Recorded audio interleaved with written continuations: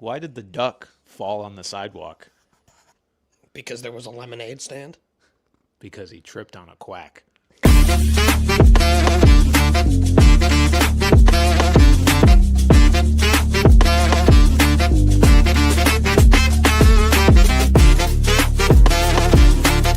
Yes, our chat is correct. Pat was pooping. That's why we're late. Pat's always pooping.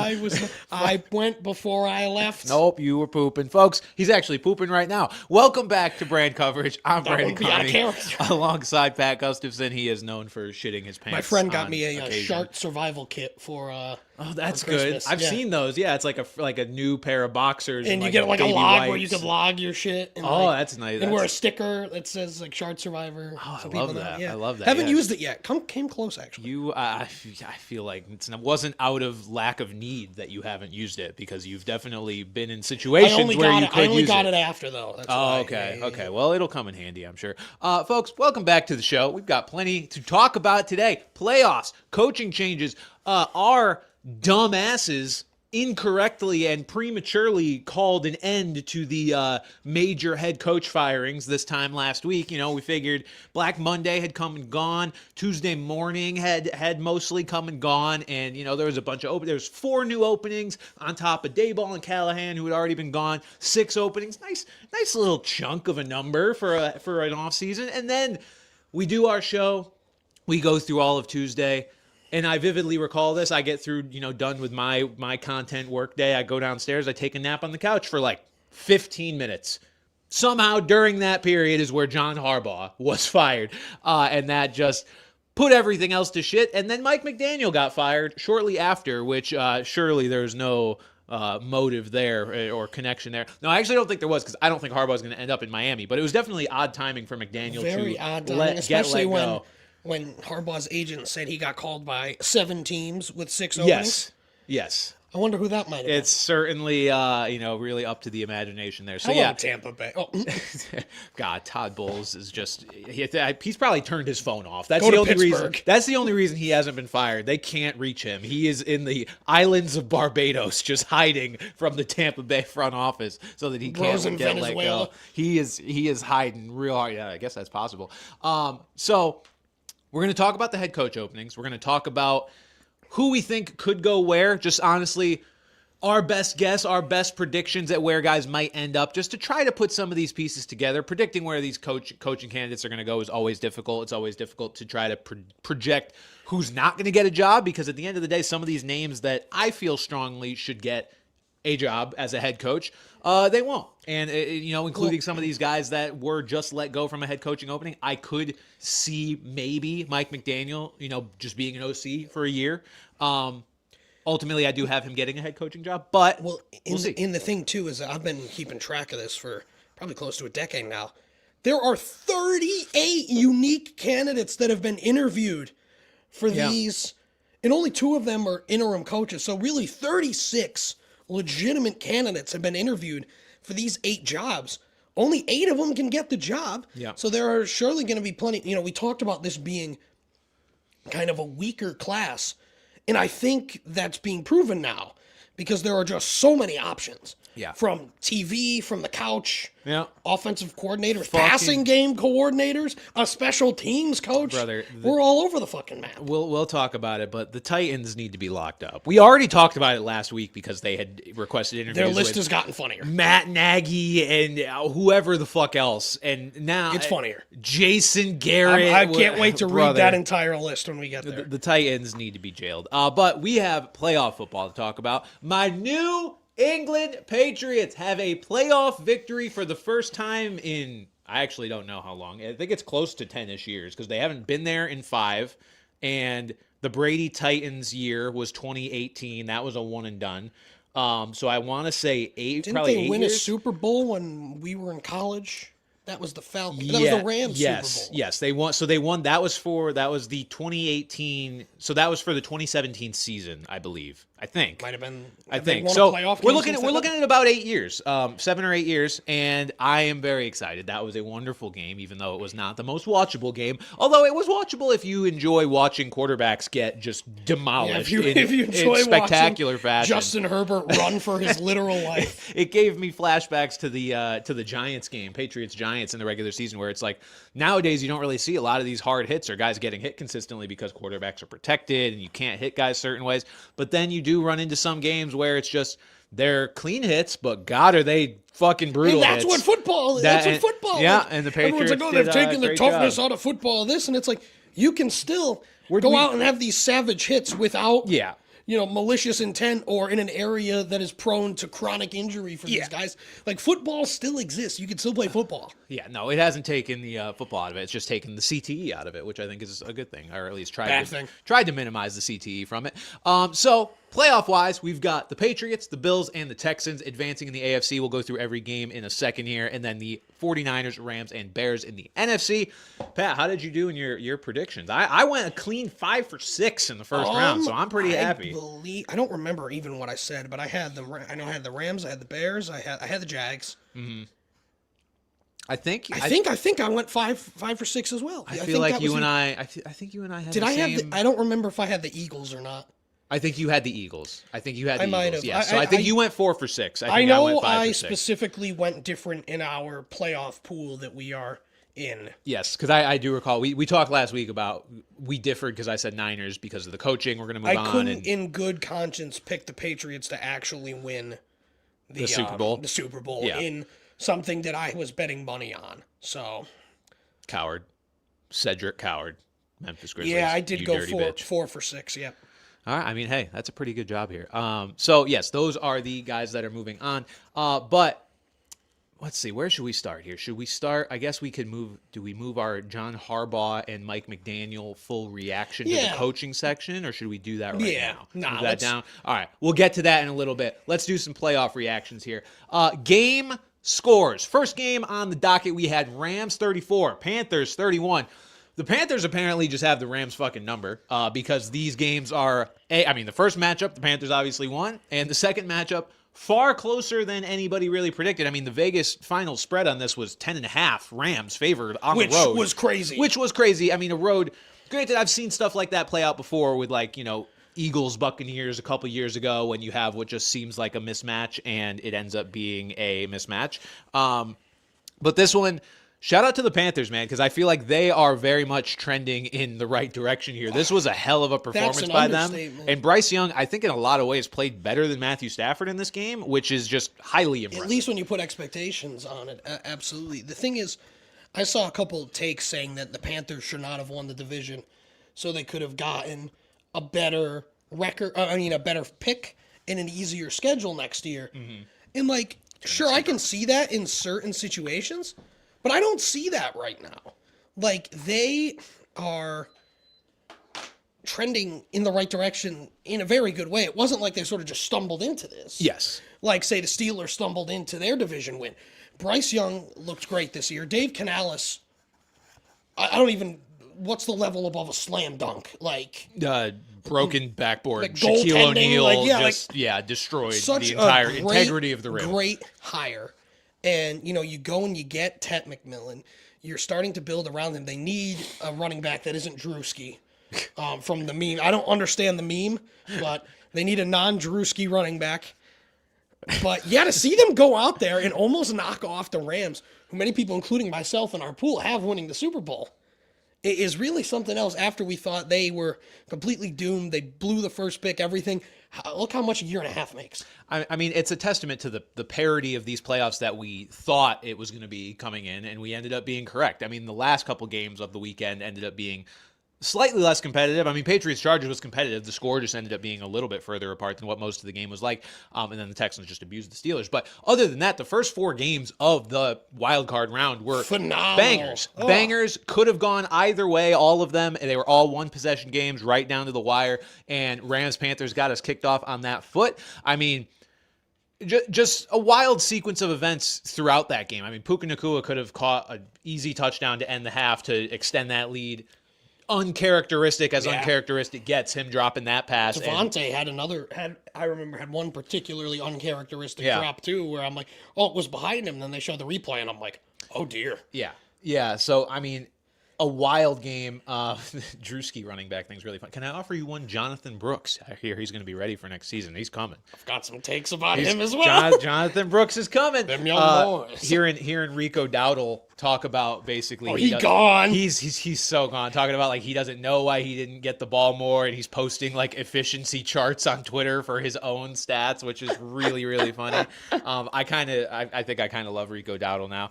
So yeah, he's probably out of Carolina. Yeah, we'll see what their run game ends up being next year. But they're a team that coming into the playoffs, to me, it was very clear they are going the right direction. It was just a matter of how far along are they right now and how much more do they need to become a real contender. Because I think Bryce Young, for as well as he played, he is still the type of quarterback that, for a roster construction standpoint, needs to have a lot of talent around him if this team is going to win a Super Bowl. He's not a guy that's going to absolutely. Yeah, he's not a guy that's going to like carry a team by himself, but he's a guy that can succeed within the structure of an effective system if they have a bunch of talent around him. I just don't think they came into this postseason with enough. Ted McMillan's awesome. Jalen Coker's awesome too. Outside of them, Xavier Legette, run game. Hubbard had 2 touchdowns, but he had 1 touchdown the entire regular season. So it's like, what are we getting from him on a regular basis? Tight end position, Tommy Tremble. There's just Jatavion Sanders. I mean, I was a big fan. Everybody of him, seems to be. He's not. He hasn't been doing a whole lot. Was he even like playing in that game? I think he's been out most of the year. Yeah, honestly. he's been hurt. At least in the second half of this year. So yeah, maybe he could offer something when he gets back. But yeah, this is a team that just they need to invest more resources on. I think the defense, a little bit on the offense, but overall, like for them to get to this point and challenge the Rams the way they did, very impressive. And just an absolute banger game to kick off the weekend. How are you feeling about the Rams here and their chances to win a Super Bowl? Does this dampen your opinion on them at all, or is this just a result of the parity that we have in these playoffs? It has to dampen how you feel about it because for all intents and purposes, the Panthers were the worst team in the NFC. And granted, it was on the road, but now they've got to go on the road to Chicago, who has all the momentum in the world. We'll talk about that game. Yep. That is not going to be an easy game because that's a team. I tend to hate this term, but like that's a team that wants it right now. Yeah. That Bears team They is believe. playing They believe. with a mission right now. Ben Johnson, why did you say fuck the Packers? I do not like that team. Just quadruple down my guy. when you're the offensive coordinator for the Lions and then you go and be the head coach for the Bears, yeah, you're generally not going to like the fucking Packers. Or this could kind of just be, we saw that where they had a couple down games in the regular season and then they would just go and absolutely steamroll someone. We could see that, but I don't know. Well, I guess we'll make an official prediction, but I have them winning the Super Bowl. And I mean, obviously I was scared shitless at the Chili's in Newington, Connecticut that night. But yeah, I'm worried. Yeah, I think I'm still very much standing by my Rams Super Bowl prediction. To me, this was just... It happened again because like they played the Panthers and they lost to the Panthers, and I still went and predicted that they were going to go and win the Super Bowl. So they just kind of little squeakle to that first matchup, and we move on now. I guess I feel like this is just kind of a bad matchup for them for whatever reason. Stafford seems to see some things that aren't there against this Panthers defense and not perform at his full capacity. Threw 3 touchdowns in this game, but the QBR, just a lot of the decisions left a little bit to be desired here. But I'm not off of the Rams by any means, but it definitely just reaffirmed the fact that like while I am picking them to get to and win the Super Bowl because you got to pick somebody, it really shows you how razor thin the margins are in these playoffs because it can really go either way. Speaking of the Rams' upcoming opponent, the Chicago Bears, they took care of business at home against the Green Bay Packers, 31-27. Now, took care of business might be a generous way of wording it. Because the Bears, I saw a stat today, the Bears in their 2 wins against the Green Bay Packers this year, 2 wins, 1 loss, in their 2 wins, did not take a single offensive snap with the lead in either game. Not a single one. So, they're definitely not laying down the hammer here, but they are putting the nail in the wall. That's honestly impressive. It's to say that you haven't done that and you've beaten a very good team twice. Yeah, it's almost like you take care of business like submitting an assignment at 11:59 p.m. and managing to get an A. That's kind of, exactly. to use a terrible analogy, that's how I would so I'd say that game was awesome. Because even when the Bears weren't doing anything, I wasn't sitting there being like, the Bears got this, but I'm like, I'm not sold that this game is over. No, the Packers would not close the door. It was much like the Rams against the Panthers, where it was like that game obviously went the other way where the Rams held on, but the Packers just refused to shut the door on Chicago in this one. And Matthew Golden had his first good game seemingly ever, and that still was not enough for the Packers to do the job here. He's like, hey, wait a minute. I think we've got this guy. Yeah, Matthew Golden's an interesting one because, like, I wasn't sold by that performance because that touchdown was great. It was very much an after-the-catch sort of deal. And, look, a lot of guys can do stuff like that. It's more – if you're going to be an effective receiver in the NFL and an effective first-round pick, you need to be executing better on a down-to-down basis and get open more rather than just making kind of plays like that. Touchdown of the year. Yeah. I mean, look, it's good to score a touchdown. It's better to score than not. Whoa. Can that? We launch Bisaccia into the sun now? You listen to me right now. Where's the camera? You listen to me right now. We have one. You listen to me right now. There will be zero Uncle Rich slander on this podcast. But if he has a job next week, I will be absolutely flabbergasted. Brandon McManus needs to go back on planes and do whatever he likes to do on planes. And Uncle Rich needs to find a new job because he's still the GOAT. But that man should not have a job. We played basketball with Uncle Rich's nephew. I thought I saw a fucking ghost out there when I saw him. Last night, this is not a joke. Our men's basketball rec league. This is why we refer to Rich Bisaccia as Uncle Rich. We know personally Rich Bisaccia's nephew, and yes. Grew up with him, and he was on our men's league team last night. Man. Well, so old man's rip. Yes. So shout out to Uncle Rich's nephew, he who will not be named. We don't want to out people on this here show, but yeah, the Packers golf club. The Packers. I mean, yeah, it largely came down to Brandon McManus being fucking ass, and I think a lot of people, Packers fans included, knew he was ass coming into the postseason, and they just didn't do anything about it. They just kind of rolled with him anyway. I found it. It was good under for my you. car. I'm glad you found the violin finally.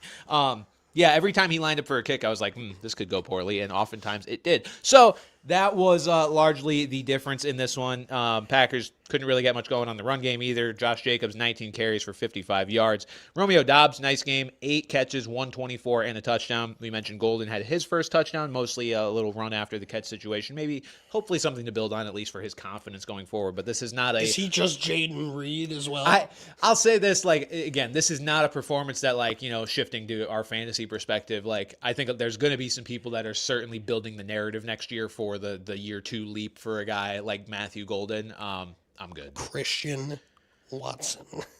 Yeah. Right now is the Packers 3 for 36. 3 for 36, 1 touchdown, but out-targeted Golden 7-5. Was tied for second on the team in targets. Obviously, Tucker Jaden Kraft Reed. aside, yes. He is the Packers wide receiver on wall. Right now, granted, it is January 13th. Yes, it certainly is. And then on the Chicago Bears side, Caleb Williams had a nice little game. Threw a couple picks, but 361 passing yards, 2 touchdowns. DeAndre Swift, 13 for 54 and a touchdown. Excuse me. The big story for the Bears was Colston Loveland. How high is that man's fantasy draft stock going to go come next year? Because it's going to be a problem. At the end of the year, just whether it's been bubbling. Whether it would be a game where it's like, oh, he only had 4 catches, but 50 yards, 6 targets. He's becoming more and more involved. But now we're seeing him make huge plays and be extremely involved. There is no reason why he should not be. And you look at the rest of those guys on that team. I feel like they're similar to the Packers in the sense that they don't have this explicit number 1 target. It was Roma Dunze for most of the year. He may not even exist anymore. Luther Burden looked great at the end of the year as well. There's DJ Moore. None of those guys overwhelmingly take this time. So, could Colston Loveland sort of be like a Tucker Kraft next 100%. year? Where he's in a good offense and kind of be that de facto number 1 guy? Yeah, I mean, he is... I like him better than... Tyler Warren was really good when Daniel Jones was out there, though. I like him better than I like him better than Tyler Warren just because of the situation. Just another year for that whole system to... I also love Luther Burden next year. I mean, we know how the tight end position is where, a lot of the guys at that position are low upside-ish for fantasy football, so to the point where the bar is not necessarily super high for you to ascend to be this top 5 guy. Pat, I find it really hard-pressed to think of tight ends I like for fantasy, and just, if you want to just talk about real-life production, outside of Brock Bowers and Trey McBride, I don't know if there's anyone else I'm putting above Colston Loveland for next season. I really don't. I mean, George Kittle, we'll talk about. RIP to our boy. I mean, that fucking blows. We love George Kittle. We're probably not going to see much of him next year. Ever. Potentially. I feel like he'll come back. Yeah, I feel like he's going to be pissed. Even if he comes back and is just like a blocker for a little while, I think he'll come back. But yeah, Colston Loveland to me, you want to rank him as T3 next year? Be my guest. I got no issue with it. And I think this was kind of a bit of a coming out party for him. He's had a couple of these this year, but this one felt like, oh my God, they're looking for him on every fucking play because he's their best player. Exactly. So yeah, monster game for Colston Loveland. We'll see if the Bears can build off of this and potentially reach a Super Bowl, as Pat boldly predicted on our show last year. I know that's probably not what you ended up standing by in your own playoff bracket. Nope. But and my we like it NFC Championship matchup is taking place this week between the Rams and the Bears. We love that. We love that. All right, Bills, Jaguars. This was the game I was looking forward to the most. Started a little slow, I think. It wasn't this super-duper shootout that I think maybe we were hoping for, but as far as a fourth quarter is concerned, it's about as good as it gets. I saw it was up there with the most lead changes in a postseason game that you'll ever see. Both teams scored 14 points in that fourth quarter. And, I hate reducing outcomes like this to just the quarterback because there's so much that goes into it. Yeah. But to me, this one did come down to what we kind of thought it could, which is one team had Josh Allen and one didn't. Trevor Lawrence made some bad mistakes in this one. He largely played pretty good. He threw 3 touchdowns in this game, but those mistakes aren't changing how I feel about the way he played at the end of the year. No, definitely. And the way, what his potential is going forward with another absolute slam. These Buccaneers offensive coordinators, man, Liam Cohen, just another phenomenal hire. But yeah, at the end of the day, Josh Allen, his rushing ability, that 15-yard tush push that ended up getting that was brought back to the one. I have never seen anything like that on a tush push before. Well, they were obviously letting him in. Yeah. Oh, yeah. No, I know. But that was just. But still, that was just hilarious. But yeah, at the end of the day, there's no one in this league at any position that's more of a difference maker than he is. There is no one player that can change the outcome of a game single-handedly with what he can do on the ground and then obviously as a passer. He's the best player in the NFL. At me. I think that. Bang. I don't think too many people tickle me. I turn the camera off right now or zoom it in. Keep it on. Yeah, I don't. You're gonna need to zoom way in if you want to. I don't think too many people would argue heavily with you on that, but yeah, look, Trevor Lawrence definitely ascended in the last month or so of this season. This just kind of reminds you that he's not a guy that's, in that elite tier quarterbacks. He'll probably never get there, but as you aptly compared him last week to a Jared Goff type of guy, I think that's more upside, though. I think he's got more upside than Jared Goff. He's more mobile than Jared Goff, Exactly. and that adds an element that Exactly. you definitely like to have if you can help it. But yeah, the decision making was still not great. That first interception he threw was just a bad read on the defense. The second interception he threw, more excusable, but still, that was a really, really tight window, and it's going to result in that more often Obviously, than not. he helped lead them to that comeback against the Chargers a few years ago, but this was a huge spot. He's never been in this kind of spot where, home team against the Buffalo Bills in the first round of the playoffs. It was a big spot for him, and he just hasn't been there a whole lot. But definitely a positive year altogether for Trevor and the Jaguars. I don't want to talk about this too long, but what's your take on this whole reporter debacle? So basically, Brandon and I are both J school students. We both have our journalism background. We both have our degree in You journalism. wouldn't know it by looking at me. And this woman, very nice, wonderful woman, basically just told Liam Cohen that they should be very proud of themselves, yada yada yada. And you've got all these stuffy motherfuckers furious. There's no place for this. That's not the time. And the thing is they're not wrong in that sense. It's a professional thing, but at the same time, it just goes to show how miserable sports reporters are. Yeah. Sports reporters have got to be the most miserable breed of human beings. Anything that is good or fun or happy, they fucking hate it. Especially the old guys. Yeah. Oh, God, yeah. Especially the old heads.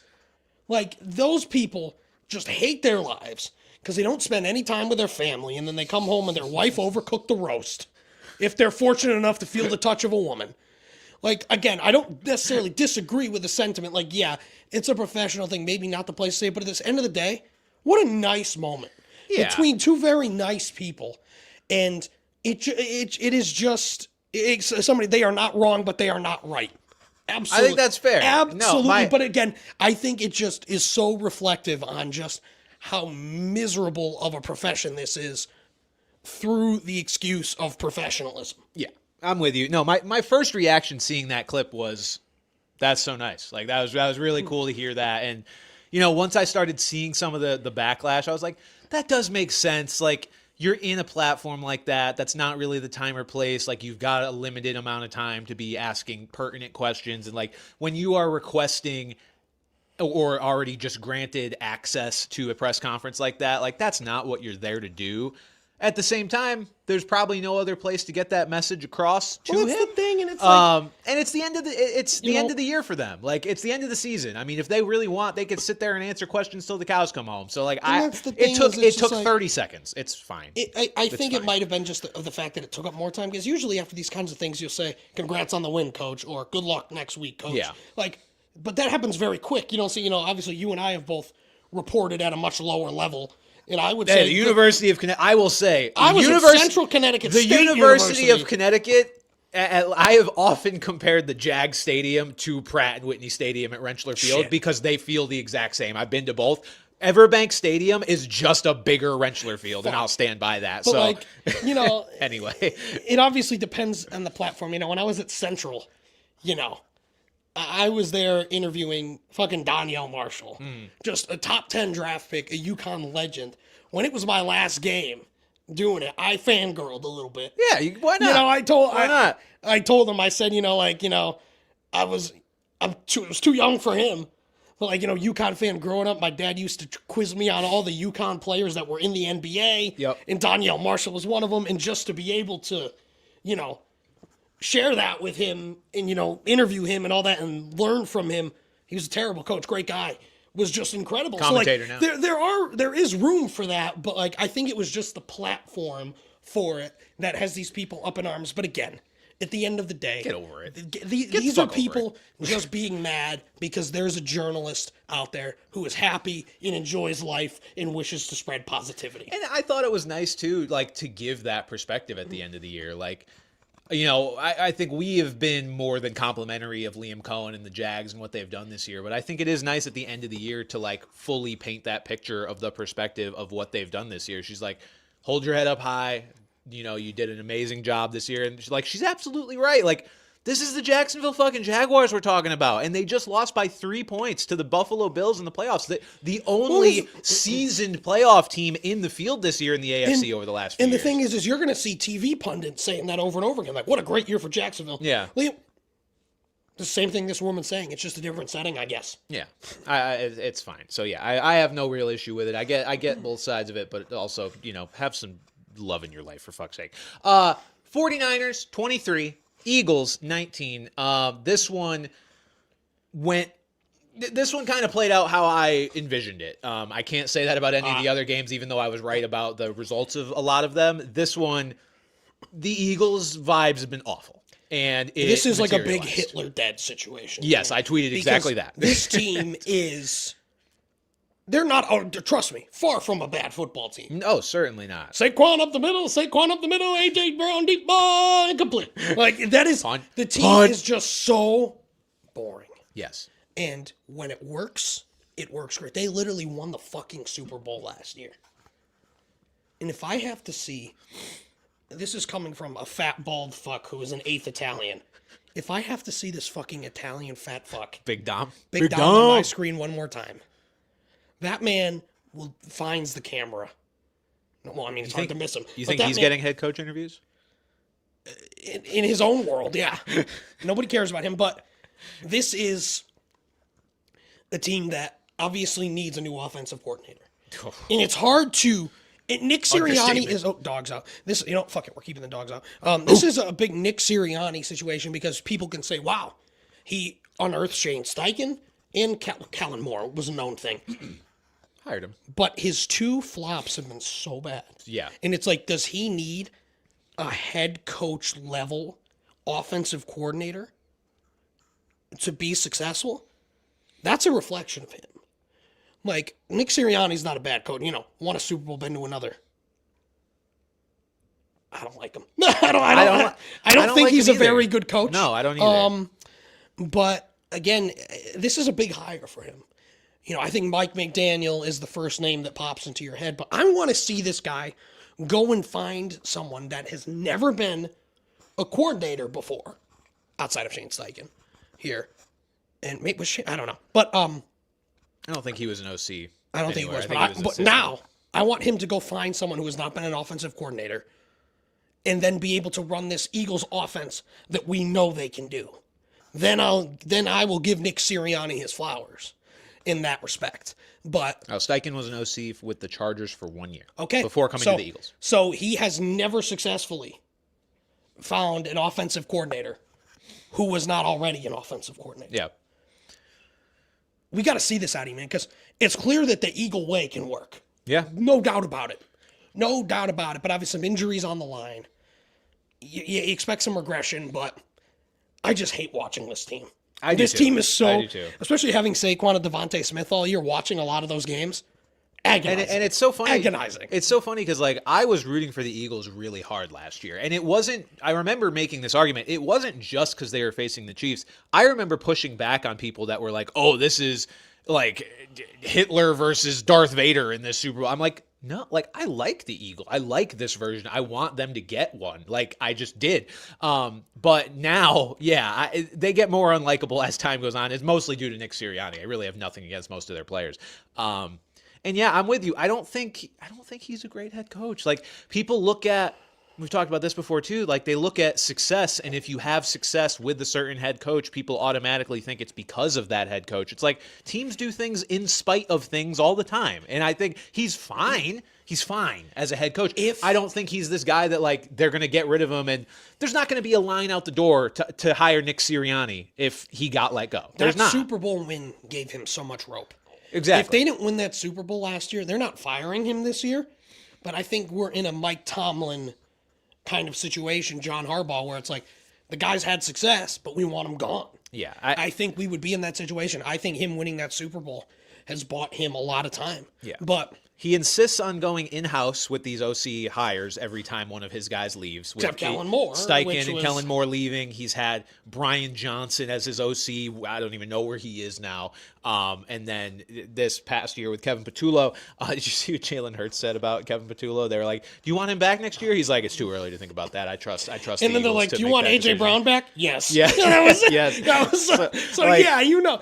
I mean, Kevin Patullo, we knew. I saw someone being like, "Man, they were throwing eggs at his house. I've been throwing grenades." It was Hurts throwing the eggs. Shit. Yeah, he's very much gone. It will be interesting to see who they bring in. I almost feel like, I don't know. I wonder if maybe he's hesitant to bring in one of these McVay guys because he's just feels a superiority complex. Maybe he'll bring in the only person that can have a. He's gonna bring in Chip Kelly. The only person that can have a superiority complex to Sean McVay is maybe Kyle Shanahan. Yes. Can say, hey, I can build coaches better. Those are the only two guys. Those are the only two fucking guys. Yeah. So the Eagles, I mean, it's going to be fascinating to watch them this offseason because of all this turmoil that's built up. Certainly they are going to have a new OC. I think there is a strong chance that A.J. Brown has played his last snap as a Philadelphia Eagle, whether that means he goes to my New England Patriots. The Raiders!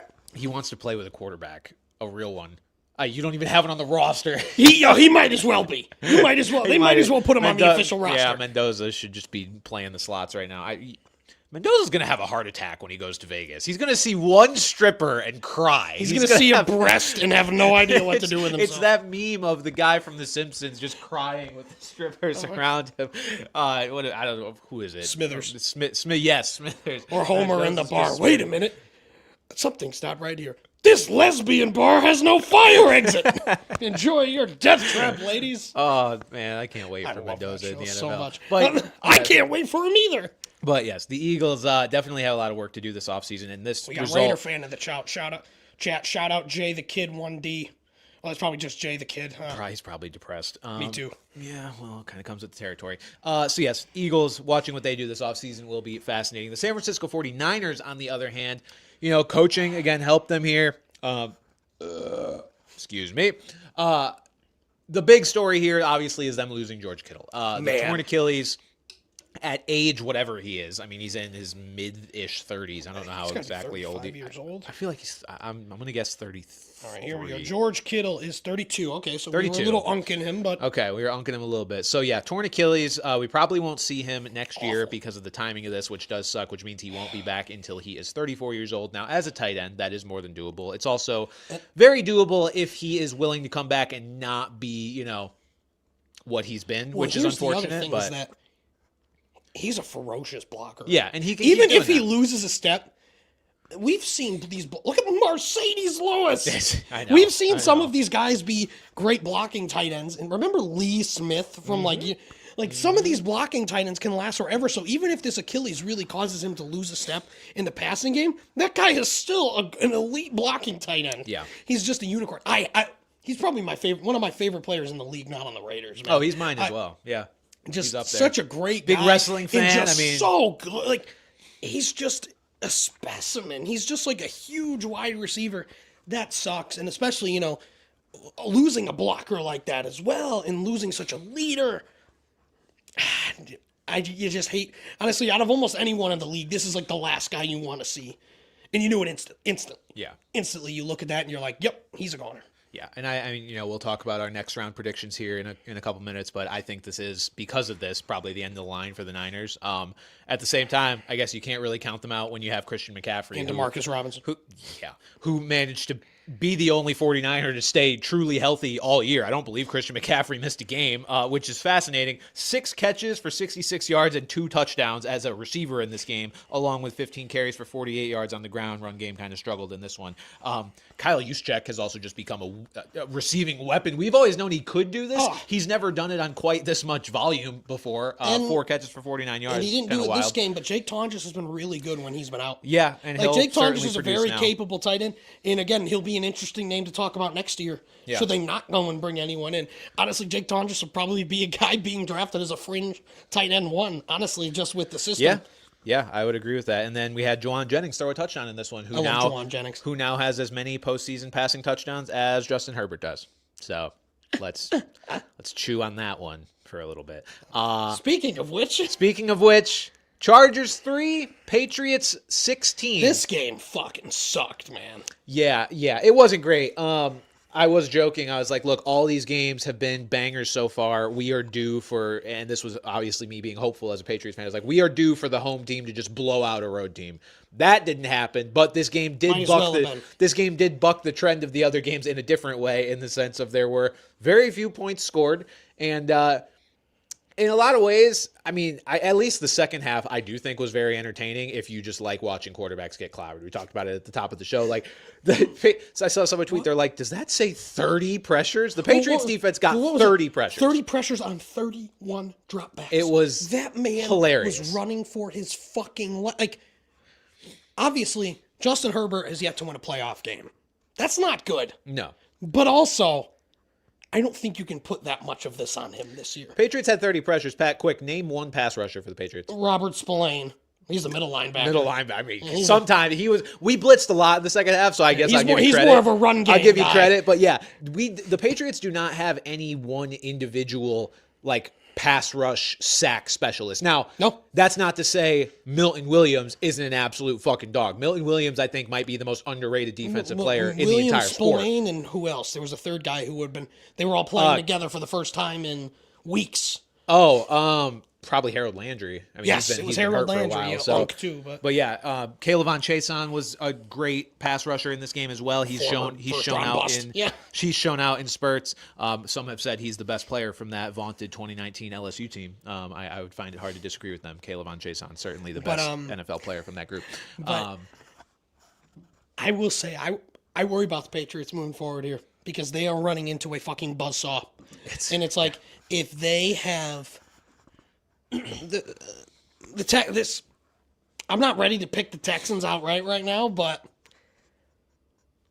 What's the line? Do we have a line on that one yet? I bet it's Patriots 3. 2.5. Yeah, that would be my guess. Would be 2.5. Let's see. The fine folks at ESPN Stats and Analysis have to say about that. Patriots by 3. That was right. Very good. Good call. On the money.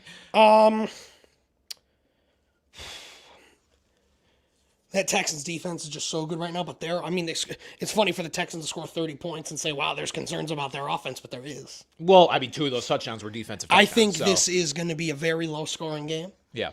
We're talking like 16-13 type vibes here. Again, not to say the Patriots are a bad team. They got the job done. Their defense was fantastic, but they're going to run into a defense that's better. There's 38 guys being interviewed for head coaches. None of them are Matt Burke, the Texans defensive coordinator. I understand a lot of this falls on DeMeco Ryans, and most of the credit goes to him, but still, I'm interested to see how you feel about that. Yeah, I will talk about it in a sec once we get through this one and the Texans-Steelers game. I will say preliminarily I'm relatively confident, but certainly their defense is a frightening one. The Patriots in this one, pass rush was relentless. Big note coming out of this one is that Christian Gonzalez suffered a concussion, so we will see if he is available. That changes a lot of what they like to do defensively. But looking at this from a Chargers perspective, I mean, what do we even work toward for next season? I think they need to move on from Greg Roman. I think that's one big piece here. Because look, what can you control versus what can you not control? What you can't control is that the Chargers were down 2 all-pro level tackles. One of them they lost in the preseason. One of them just played in spurts throughout the season. They were down their first-round pick running back, Omarion Hampton, who suited up. And ultimately, they determined he was not right enough to continue to play. And so those are kind of just things you have to live with. What you can't live with, and I was screaming at the TV in excitement, but also confusion in how they managed the end of that game, because the Chargers were down 16-3. Obviously, that was the final score. They were down 16-3 with 5.5 minutes left, starting a drive on roughly their own 10-yard line. And I'm watching this team move down the field, taking these 5-yard, middle of the field checkdowns all the way down the field. Next thing you know, they're at about the 50 with like 2.5 minutes left. I'm like, guys, you're down 2 scores. And like this wasn't okay, I'm going to look for everyone who's open and then, nothing's open, so I have to take the check down kind of situation. Because yes, you don't want a guy to force a ball into a turnover either. But this was like immediate snap the ball, throw it 5 yards, get up on it, do the same thing over and over. I'm like, guys, you're going to run out of time. Like, it was embarrassing game management from every sense. And I just think the Chargers offense has left a lot to be desired this year. I mean, there were Keenan Allen moments for sure to start the year. We had an Oronde Gadsden moment in the middle of the season. But overall, Ladd was disappointing, but he had his moment there towards the middle end. Yeah, but overall this season, like for an offense led by Justin Herbert with certainly an above average receiving core, this Chargers offense has not been what you've hoped. Yeah, and it's just hard because Greg Roman is now, both of the Harbaughs love this guy. He's now been a long-time OC for both of these guys. Nepo OC, even though he's not related to him. I do think his system can work, but it's reliant on a healthy. You need to be able to be versatile. If you're a good offensive coordinator, if you want to say, hey, we're going to go run this and everything, and you lose 2 tackles and your offensive line's terrible, you've got to adapt, you've got to adjust. And I just think Greg Roman, while not being a bad offensive coordinator, he's kind of just a guy where it's like it's his system and either it works or it doesn't. And that's the thing. And it's just like when you evaluate quarterbacks in that way. It's like if you are only able to succeed when things are perfect, are you really good? No. It's you are able to be good when the stars align, and when they don't align, you shit your pants. And that means you're not good. Like you can succeed in certain situations, and so maybe it masks your deficiencies at times. But overall, no, I don't think Greg Roman's a very good OC, and I think he's probably got to go for the Chargers to take this next step. And like I said, just because of how bad that line was, what the graphic of all of these guys being it was ridiculous. In the high 30s of 32 teams. And Justin Herbert was running for his fucking life, and I think you got to give him a little bit of slack there, but at the end of the day, results are results, and we need to start seeing him win some playoff games. He's still a very good quarterback, but everyone wants him to be in that upper echelon, and he's just not yet. No, definitely he's not. And again, it's not necessarily always his fault, but. And then moving on to the biggest blowout of the first round, but in kind of an odd fashion. The Texans 30, the Steelers 6. This game was If you thought Patriots Chargers was unwatchable, let me let you in. I just straight up didn't watch. I was going to say, let me let you in on the Texans first quarter, Steelers. The score might make you think it was a little more watchable because there were points scored, but 2 of the Texans touchdowns were defensive touchdowns because Aaron Rodgers got shellacked, and the Steelers just could do absolutely nothing on offense. Here's the thing, though. The Texans also could do basically nothing on offense. This game was gross. Outside of a few deep shots that C.J. Stroud hit to Christian Kirk in this one, there wasn't a whole lot going on. Christian Kirk, man. Woody Marks plugged in a touchdown at one point, but other than that, it went to the blue tent for the 17th time this year. Yes. And then in this game, also, Nico Collins got concussed, which brings up an interesting factor for the Patriots game with him and Gonzalez concussed, because that basically just eliminates wash. Just a wash. It doesn't give either team a particular. So hopefully either neither of us get these guys back, or we both do, or we just get Gonzalez back. I'll be fine with that too. But yes, this was a blowout. This was, I think, probably the most predictable game of the first round because the Steelers just... Was anyone very excited about the Steelers in these playoffs? And did anybody think Uncle Aaron Rodgers was going to survive against this defense? Because I sure didn't. Speaking of Uncle Aaron Rodgers, what do we think happens? Do we think he comes back for one more ride? Do we think he finally retires? I could see him come back. I don't think it's like a certainty because that he's done. I could see him come back.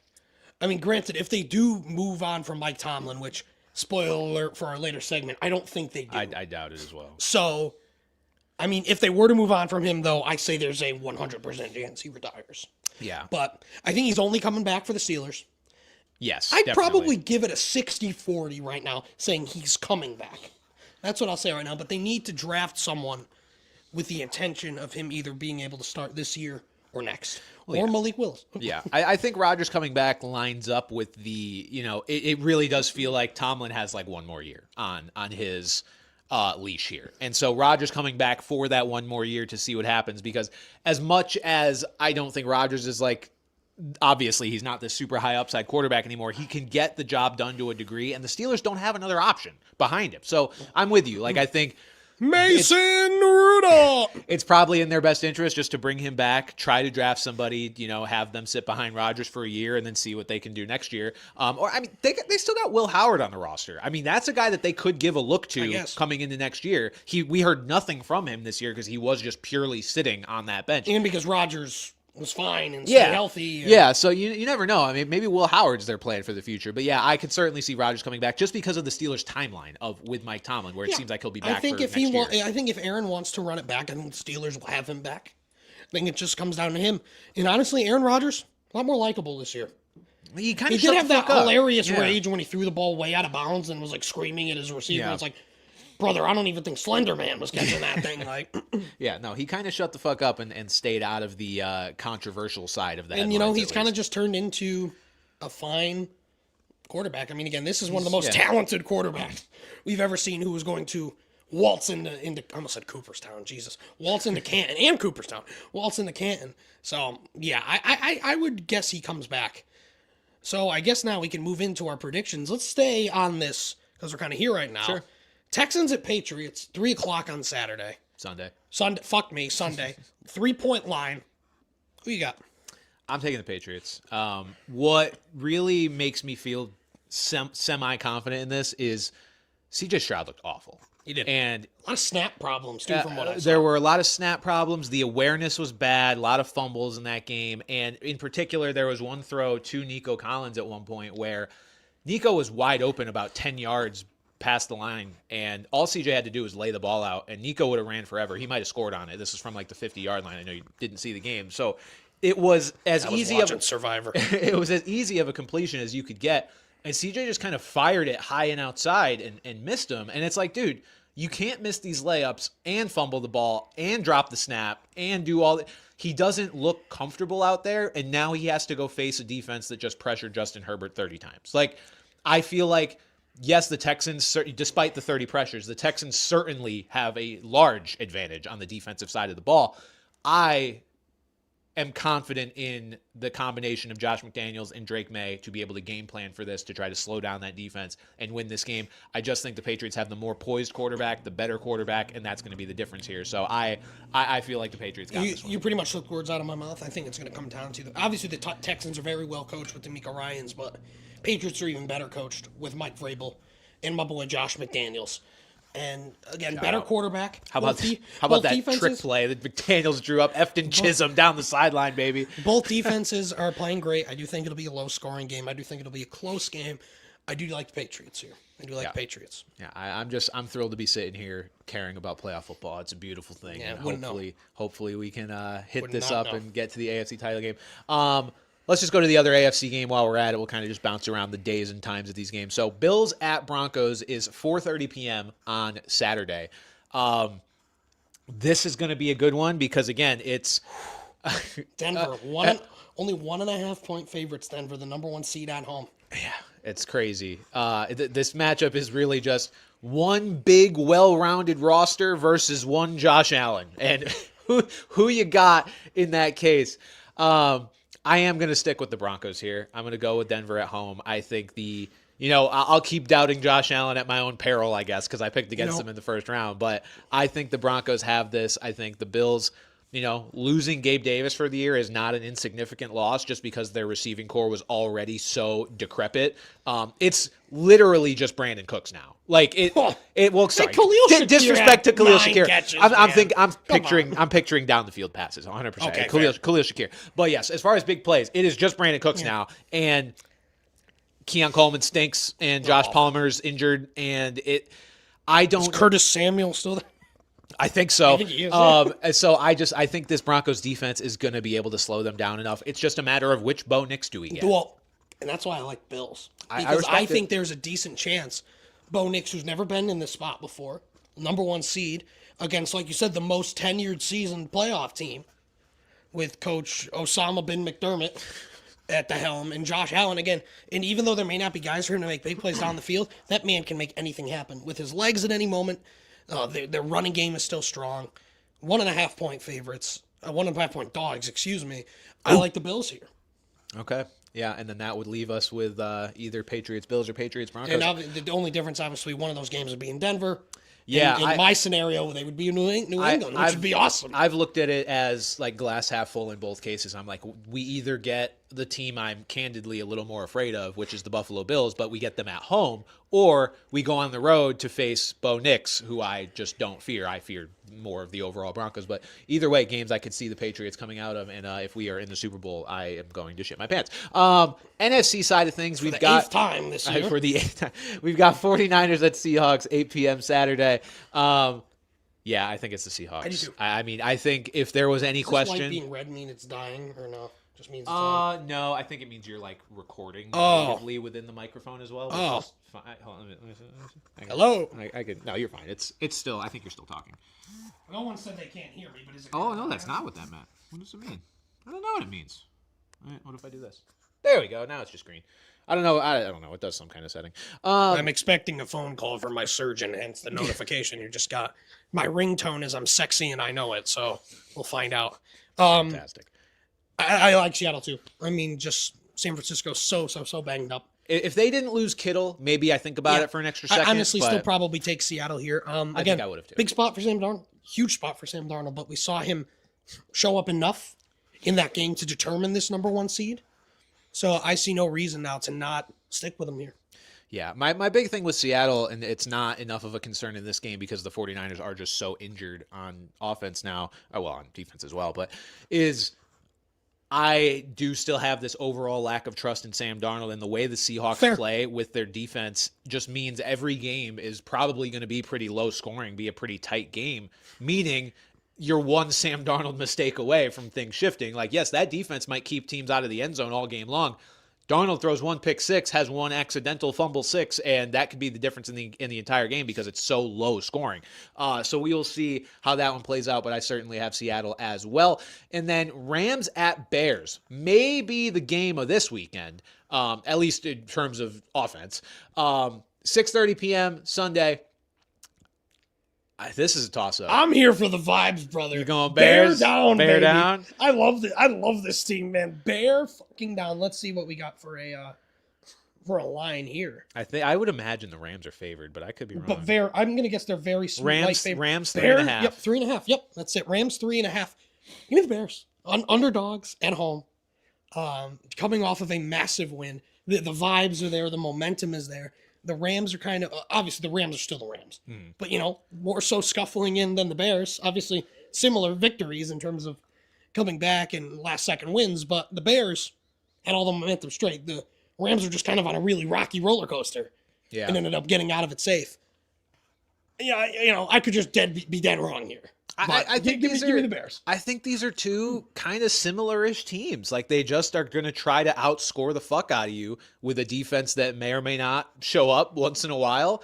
I'm going with the Rams because they are my Super Bowl pick. Mine too, but I think the poise of Stafford is going to be a difference maker here. But yeah, this one's going to be a fascinating one. I'm going to go with the Rams though, and continue on their road to the Super Bowl, and that would lead us to Rams. I would have Rams Seahawks. You would have Bears Seahawks in the next round. Any change in Super Bowl appearance prediction here? Like what would you be picking right now if you are clean slate bracket? It's tough because we haven't seen Seattle yet. Yeah, but I'll probably say Seattle, New England. Okay. All right, we'll run that back. Maybe they'll actually run the ball on the 1 yard line. Fuck. All right. Getting into our coaching updates, Pat, because we do have some to talk about. We're going to predict every landing spot for each of these head coaches. I don't have a soundbite to indicate the start of the head coaching segment, but I do have a soundbite from a head coach, and I like using it. Duval.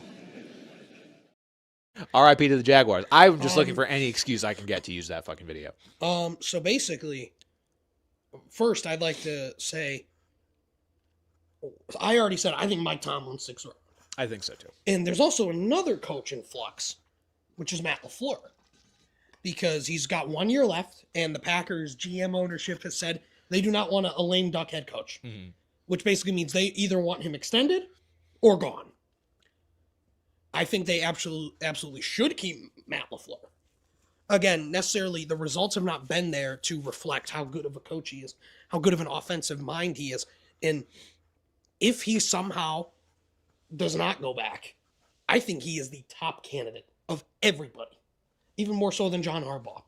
Really? I would put Matt LaFleur at the absolute top of this already chaotic head coaching cycle. I do think they find a way to keep him around via a contract extension.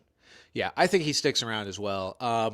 Obviously, the biggest updates from this coaching cycle, as we alluded to at the top, were John Harbaugh and Mike McDaniel getting fired. So let's start there, and then we can get into our predictions here for these teams. Harbaugh, fired. Right move? Wrong move? I think it's the right move, just in the sense that they... 1 second. You need to assess where you're at as a franchise, and where they're at is Lamar Jackson is there forever, and it seems like there might have been a little friction. Apparently, they wanted him to fire Todd Monken. He refused. To which he refused, Todd Monken's gotten a couple head coaching interviews here, along with everybody. So Todd Monken's not necessarily a huge problem, but I think they need to start fresh. I think they need to go with a guy who is going to set a culture like Harbaugh did, but it seemed like Harbaugh's culture just kind of wasn't gelling anymore. John Harbaugh's a fantastic coach. He's going to be in the Hall of Fame someday, especially now if he goes and pulls an Andy Reid. Yeah. And goes somewhere and succeeds there. Again, I don't say it's a great move just because Harbaugh's a great coach, but I understand. I don't think it was necessarily a big mistake. Yeah, I'm with you. I don't really think it was a mistake at all. And I'm also not over the moon if he goes somewhere else about that team's outlook. I think that team will be happy to have John Harbaugh in the building. There's a lot of teams out there that it's like they're dying for a guy that's as reliable and just has the solid floor that a guy like Harbaugh does. I do think there's a team that he would fit very well with. I think there are a few teams he could fit really well with. I just don't think I have seen this Andy Reid comparison, and I don't think it's valid. I don't think in today's obviously NFL, he's not this offensive mastermind. Right. He's just a culture setter, leader guy, which is huge. Obviously we've seen that with Mike Vrabel at the Patriots. That kind of guy can be massive if they establish the culture the right way. Andy Reid is massive. Very massive. Get some of those nuggies. But yeah, I'm not as enthralled with John Harbaugh as a head coach going elsewhere as I might be with some of these other guys. Understood. But yeah, I think right move for Baltimore. You got to get over the hump at some point, and not even making the playoffs, even with all these injuries this year, is just kind of a nail in the coffin there. You can't continue to waste the career of the best regular season quarterback in the last decade or so, which is Lamar Jackson in all of his healthy seasons. So I think that was fair. Mike McDaniel, I think just surprising, right? Like he finished the season on a relative hot streak. And the fact that it didn't happen right away. Yeah, all the buzz was that he was going to probably be safe. He was going to get another year, and then they kind of let him go as the very last head coach to go on a Thursday. 4 days, Thursday. 3 days after Black Monday, like just kind of weird. Yeah. I can't say this was the right or wrong move. I do feel like, and I mentioned this in a YouTube video I posted, which is like, I could see the Dolphins looking back at this one and regretting it just because, like, maybe you should have figured out how to make this work because he is one of the brighter offensive guys in the game. And depending who you bring in, you might be lacking some things that McDaniel was able to give you. Here's what I'll say. I'm more okay with this because I think the reason why he was there is because he knew how to get the most out of Tua. He clearly, his system, Tua. If you could get the most out of Tua, well, that's what I mean. I think you could get the most out of anyone. And now the fact that Tua is moving on just kind of goes to show that to the great football field in the sky.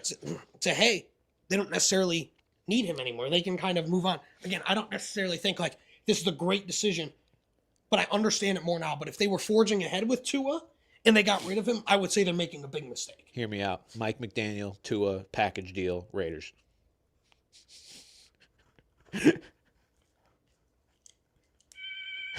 We are here today to celebrate the life of Patrick James Gustafson. I see no issue with that. All right. So this is funny. 38. Yes. Unique candidates here being interviewed. The thing that stands out to me is out of the 38 candidates, 16 of them have been a head coach before. And I think that's sort of the theme of this, is that there's a lot of good candidates that have not been head coaches before. But I think out of the 8 jobs, I think 5 of them or so, we'll see my official predictions, but I think a lot of them are going to be filled by former head coaches. Yeah. Looking at some of the top candidates in the sense of guys who have gotten a lot of interviews, you've got Kevin Stefanski, John Harbaugh, Mike McDaniel, all coaches that just got fired that are now being interviewed. Vance Joseph has been a hot character. Raheem Morris is getting... I'd rather Raheem Mostert. And even Brian Daboll got an interview with the Titans. So 5 of the 8 coaches that got fired are receiving interviews. You don't see that. Disturbing lack of Bill Belichick on this list. You don't see that. As well as even guys like Matt Nagy, Cliff Kingsbury, Robert Saleh. Jail. Anyone interviewing Matt Nagy. Jail. Of course. Jail. Federal. And that's the thing is, so there are some bright young candidates here. Clint Kubiak, I do think gets a job. Then you look at the Rams, Chris Shula, defensive coordinator. Because the thought is that if he goes somewhere, he could bring the likes of Mike LaFleur or Nate Scheelhaas, the Rams passing game coordinator, who has also been a hot button issue. I have no idea who that is. Yeah. Out of all these guys, even like Aiden Dirt, I'm like, all right, that's the I think I'm pronouncing that wrong, but I think that's the Seahawks coordinator. With him, I'm like, who the fuck is this guy? Just guys associated with And these even teams. like you've got 30-year-old Davis Webb getting multiple head coaching. So like there are no certainties here for me. Like you kind of go into other years and see like, oh yeah, so and so team is just kind of doing the whole interview thing. Yeah. But this is crazy. This is absolutely crazy. But I do think there are a lot of good candidates out there. So we're gonna go through them all and give a little prediction here. I guess we go alphabetical order and start with the Arizona Cardinals. Some of the names they've interviewed so far: Thomas Brown, the New England passing game coordinator. Mentioned Vance Joseph, Clint Kubiak, Michael LaFleur, Raheem Morris, Matt Nagy, Robert Saleh, Chris Shula, as well as Dolphins defensive coordinator Anthony Weaver and Packers coordinator Jeff Hafley, defensive coordinator. Where do they go here? I think I have an answer. So this was like the last one I filled. Like I went through all the teams and filled them with who I feel like their best fit was. And then I kind of landed with the Cardinals still having an opening. I actually ended up not giving Mike McDaniel a job. And so based on that, I feel like he could be an OC, but he could also be a consideration here for the Cardinals. I ended up, weirdly enough, with Mike LaFleur as the Cardinals head coach. Okay. I believe they have interviewed him. And Yes, they have. to me, it's like the Rams seem like a team that could be primed to have one of those seasons where they get both their coordinators poached. And that being Chris Shula for a different team, spoiler alert. But I went with Mike LaFleur just as you look at what the Rams offense has been this year. And yes, certainly, the talent is a large driving force behind that, but like you want the guy attached to making that happen as well. And like, yes, McVay is the OC and play caller of the Rams, but Mike LaFleur, young guy, 38 years old, been around that, been instrumental in its success. I think I could see the Cardinals going that way after piddling around with a defensive-minded guy in Jonathan Gannon and having it go the way it did. All right, so I'm going to go with the defensive guy. Okay. I'm going to go Robert Saleh. Okay. I think Saleh is a good fit here because they aren't necessarily going to have some young quarterback that's going to need to be molded. I think they're going to have one of more of these stopgap guys, maybe like fucking Tua, for God's sake. But with Robert Saleh, he could either bring along maybe Clay Kubiak, who may want to step out of Josh McDaniels, I almost called him. Kyle Shanahan. I don't know why you mixed those I don't up know so either. much. They're not similar. They're not even close to similar. One is a genius and the other's a stupid fuck. He could bring Clay Kubiak or Mike McDaniel if he doesn't have a job. And I just think they kind of need a little more leadership. I think Saleh was in a terrible situation with New York. I think he's a good football coach. And I think he kind of fits. You know, Arizona is one of the more teams that doesn't necessarily need one of these bright young offensive minds. Obviously, they could benefit from it, but who's to say Saleh won't bring one in? So that's my prediction. I think that's fair. I do have Saleh getting a different job. It's just not that one. So, the New York. So we've got the Atlanta Falcons here next. I think we slightly have it off of alphabetical because I put you had the Ravens on here twice, and so I replaced one of them with the Raiders. Not realizing that you were doing the alphabetical thing. But anyway, Falcons have a bit of a more interesting bunch here. They are the only team that has formally interviewed John Harbaugh. Mm-hmm. They've got some other offensive guys like Stefanski, McDaniel, Kubiak. Talk about Vance Joseph, Jeff Hafley, Robert Saleh. They've also gone for a couple of young defensive coordinators in Aiden Durd from Seattle and a Hero Avero from Carolina, who I'm surprised has only gotten one interview. Who do you think goes here? I actually don't know. I've got to look at who I'm putting everywhere else and then making a decision here. I've got the Falcons winning the Kubiak sweepstakes. I think Clint Kubiak goes to Atlanta. I think it for a similar reason, you know, them dealing with Raheem Morris and, you know, Zach Robinson, who had that offense okay at some times, less okay at other times. I think they've gotten an up-close and personal look at Clint Kubiak with the 1 year he spent in New Orleans and saw what he is able to do with an offense that maybe wasn't the most talented. Derek Carr as the quarterback, at least to start the year. And then, you know, just seeing what they were able to do. Again, we've talked about it ad nauseum, but like they were the greatest show on turf for 2 games, putting up 40 points in the first 2 weeks of the season 2 years ago. And that was largely Clint Kubiak's doing. Then he goes to Seattle and is a beast there. I think he is just the right kind of fit for this Falcons team. So yeah, I've got them getting Clint Kubiak. Fair. I'll go here with Arthur Smith. With another former head coach. Arthur Smith. This is where I think Kevin Stefanski winds up. Okay. I was between those two. And just because I don't see him going to Las Vegas, I have someone else going on, which is not the bad, you know, but like, again, cap space, targets for Fernando Mendoza. Mm-hmm. It's a good spot. I don't see him getting that job. Giants, I think they go in a different direction. I think the Dolphins go in a different direction. I think the Titans.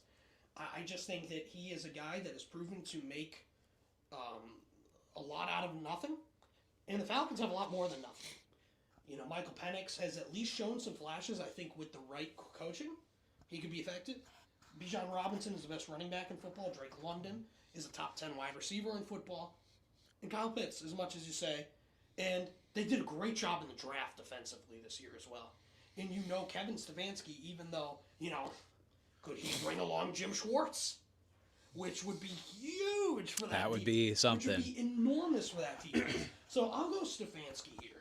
Okay, I like that. We'll go to stick with the actual alphabetical. We'll go with the Ravens here instead of the Raiders. The Baltimore Ravens. This is the weirdest situation. It is. Because it's hard to imagine. You have to imagine from the perspective of the Baltimore Ravens who was worth firing John Harbaugh over. And I think sometimes we give teams too much credit, like, oh, they have one specific guy in mind, like that's why they got. No, I feel like this was a get rid of him and figure it out situation, which, you know, who knows if they'll live to regret that. I went Robert Saleh for the Ravens. I think that's a fair choice. Again, cast a huge net. Yeah. And a lot of defensive guys. You look at Brian Flores, Vance Joseph, Jesse Minter, a hot target from the Chargers, Anthony Weaver, who played and coached there. Yep. And a lot of offensive guys. So I think Saleh is a good choice there again because he would kind of set a culture there. I think you have to disregard what he did with the Jets as well, because the Jets are just such a fucking dumpster fire. I've seen some fans hesitate to embrace the idea of Saleh as their head coach. I think he's a good coach. I feel like he will be a good coach in a not Jets fucking situation. My microphone died. Your microphone? What? How'd your microphone die? Fat dude's mic is out, brother. That doesn't make any sense. Oh my God, it is dead. That is wild. Here, all right. Well, we can share this one for now until the end of the show. So continue. Fat dude's mic is out, bro. That's toxic. I'm gonna. I got sacked by the Texans. That's funny.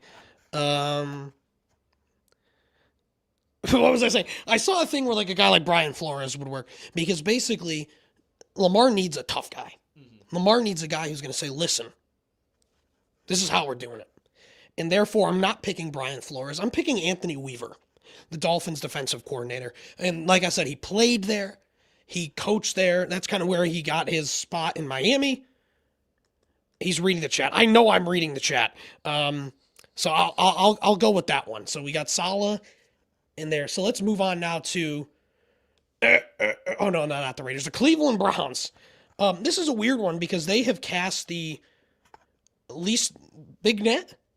I'm just gonna flat out say it. I think they need to promote Jim Schwartz just to keep him there. Whether he keeps Tommy Rees on as offensive coordinator and just try to find a coordinator who can go in and work with whatever quarterback they wind up with. Like Mike McDaniel may be a good fit, but I think you can't lose Jim Schwartz because that's the calling card of your team. Even though Schwartz is on the older side, yada, yada, yada, I don't care. Yeah, no, I'm with you. I've said the same thing, that this might be the only opening that we agree on, but I also said Jim Schwartz for the Cleveland Browns. I just think I picture them wanting to keep him around. They've interviewed him for the head coaching job, and like, what's he going to say in that interview, right? He's going to say, I have put together the only passable part of this team for the last couple of years. Not only passable, but made it one of the best defenses in the league, even in a points allowed basis, despite the fact that the offense continuously puts us in bad spots on the field. That defense has been a force to be reckoned with. I just think he's going to go to them, and it's kind of going to be an ultimatum of like, you either promote me or I'm going somewhere else. Like I think he's going to get these head coaching openings elsewhere. So I agree. I think they keep him around. Well, I said, just like I said, if he could easily follow Kevin Stefanski. Yeah. So I'd say unless they promote him, he is as good as gone. And also, somebody said Pat's probably got a list of the coaches. Bro, you don't even know what I've got up right now. I've got a list of every guy that's interviewed for every team. I've even got a chart listing it, man. I know my shit, dude. I know my shit for this. I follow this stuff religiously, and I've been doing it for about a decade. So don't doubt me, Knight the Might. I don't just have a list of coaches up. I have the list of the coaches up. All right, and now we're moving on to the most attractive spot, the Las Vegas Raiders. And this might be out of optimism. Come on, Clint. Let's go. And I think that's out of optimism and just the fact that they haven't been going super crazy with interviews. No ties to Harbaugh. They've talked to Stefanski. I think this spot, like I said, Fernando Mendoza, they need to bring in someone who is going to get the most out of him. They have Brock Bowers, the best tight end, most talented tight end in the league.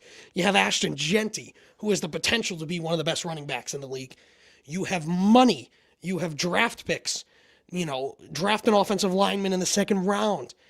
Go find some wide receivers. Trade for A.J. Brown. I don't know. This team is not in as dire straits as it seems. They just need the right coaching. And Pete Carroll was a horrendous decision. It just didn't work. They need to officially, they can't keep doing this with one-year head coaches. They cannot keep doing this. And I think that's why I think a guy like Stefanski would make sense because that's a stable pick. But I think you need to go swing for the home run here. Go get the Ben Johnson. Go get the Dave Canales. Go get the Liam Cohen. And that guy this year is Clint Kubiak. And I think the Raiders need to be locked in, focused on him. Yeah, I think that's a good pick. I mean, obviously, I think anybody's a good fit for Clint Kubiak. We've talked about how he should really be the main target for any team with a head coach opening because he is that high upside of a candidate. My pick is not Clint Kubiak here. Obviously, I already put him in Atlanta. I went with Brian Flores here. And I obviously understand why you'd want Kubiak. I think Flores, a couple reasons here. got a connection with Tom Brady, who is going to help lead this search here for head coach. And I think Flores, to me, just fits the Raiders, man. Like the Raiders, a big thing about the Raiders here in a report I saw come out is they don't know who they are. They don't know who they want to be. They don't have an identity, which is obvious when you're one of the worst teams in the NFL, the worst team as far as this year was concerned. And to me, their identity has always been meant to be this hard-nosed, hit-you-in-the-mouth football team. And I think Brian Flores epitomizes that as a head coach more than anybody else does. And they need that culture setter. I don't think Kubiak would be a bad hire in any sense of the word, but I think Brian Flores being able to go there and kind of mold that team from the ground up in his image, because they don't have really anything set in stone on that roster except for Bowers, Genty. I mean, Crosby might get traded. So I guess if he goes there, I would find that hard to believe that he would want to get rid of Max Crosby. But who knows if there's a demand in there or whatever may happen. Yeah, I'm going with Brian Flores. Brian Flores is a guy who I really want to see get a job. I don't care where it is, really. I'm predicting the Raiders for this exercise, but I really just want to see him go somewhere because, again, with how the Dolphins thing played out, he was right, ultimately. Could have probably gone about it in a nicer way, but he was right, and he got those teams to have some pretty good records. So I like Brian Flores here. Put me in, coach. And there's also, obviously, the Tom Brady connection.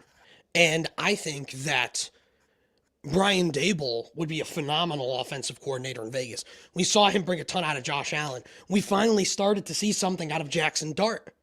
And not that the Giants made a mistake firing him. It was just kind of like the logic is kind of off. Where it's like you finally start seeing something in Jackson Dart and then boom, you fire the guy. So if Daboll does follow Flores, I wouldn't hate it. I wouldn't hate that pick. Because again, you're getting two guys who have been head coaches. Who, stable guys. Which again, the Raiders need stability. But I think Clint Kubiak is a good choice. And maybe he could bring along a, one of Mike McDaniel's defensive minions. Maybe Aiden Durd wants to step out of John McDonald's shadow and be, really run a defense himself. God, oh my God. Kubiak and Dirt, I would blow a fucking load. All right, Miami Dolphins, who, as Alex reports in the chat, Kevin Stefanski just interviewed with them. A bit of a smaller list here. I believe Bran and I agree on this in Chris Shula, the Rams defensive coordinator. Obviously, his grandfather, Don Shula, one of the greatest, if not the greatest coach in NFL history. And Chris has done a great job with the defense on a team that has not been very defensively focused, especially since Aaron Donald retired. He's done a great job there. And he could either bring along Mike LaFleur or Nate Scheelhaase, who both guys will be head coaches one day. Not this year, in my opinion. But I think you go and bring him in. And again, the vibes. You mentioned the vibes, good vibes there. And again, this is a team, we don't know where they're going to be in terms of quarterback. It's not a guarantee that they're going to have some young stud that needs to be molded, but you bring in some Rams to this team. Tyreek Hill, Jalen Waddle, Dave Devon Achane. Ooh, boy. Give Devon Achane a Kyron Williams workload, and he will either die or put up the greatest statistical season ever. I am moderately concerned, or I guess I should just say on alert about what Mike McDaniel leaving does for Devon Achane, because we've just seen Mike McDaniel use him in the most fantasy-friendly way possible. Like, even if it may not have been putting him in the most, efficient setup to succeed, situations, it was the most... Pat's breaking the walls down over there, blowing his nose. It was always the most PPR scammy ways of scoring the ball. So, or scoring fantasy points. So I am curious to see what any new OC and head coach does for Devon Achane. But yeah, I certainly would assume that anybody off the Rams tree, even a defensive guy like Shula, would bring in an OC that, makes that work. Yeah, I think Chris Shula just makes a ton of sense here. I think, like I said, the Rams coordinators are bound to get poached, if not this year, certainly next year. And I think the Dolphins would be wise to jump on this guy. And, the vibes would just be immaculate. You bring this guy in, grandson of your franchise's top head coach, the top head coach of the NFL of all time. Nepo baby, but we've seen Nepo baby. Who cares? Yeah, there's Nepo, and then there's, you grow up in this business, and you're going to be more equipped to succeed in this business. If he's already showing it on paper, the Rams defense has, I think, one first-round pick on it, period, and it's Jared Verse. Outside of that, they don't have anybody that they selected in the first round, and yet he's still not dominating, but, putting together a very solid defense in LA. So yeah, I like Chris Shula there in Miami. Then we've got the New York Giants. Neither of us have put a certain head coach in a spot yet. Say the line, John Harbaugh goes to the New York Giants. This seems like the right fit to me.